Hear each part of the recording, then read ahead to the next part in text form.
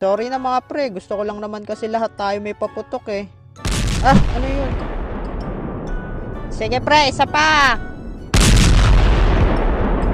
Lah, grabe, ang lakas nun oh. Tara mga pre, tignan natin kung anong paputok yun. Sige tara, tingnan natin. Fire in the hole!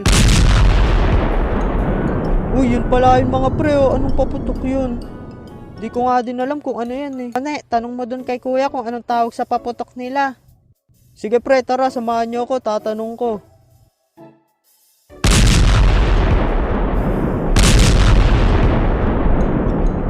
Kuya, anong tawag niya sa paputok na yan?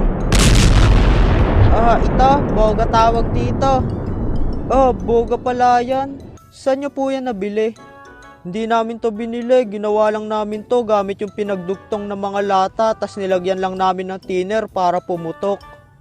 Ganun lang pala, madali lang pala yan eh. Gagawa nga ako niyan mamaya.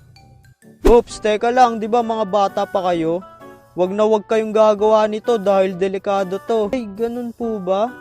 Oo, at sa mga matatanda lang pwede gumamit nito. Ay, okay po, sayang naman, gusto ko pa naman yan.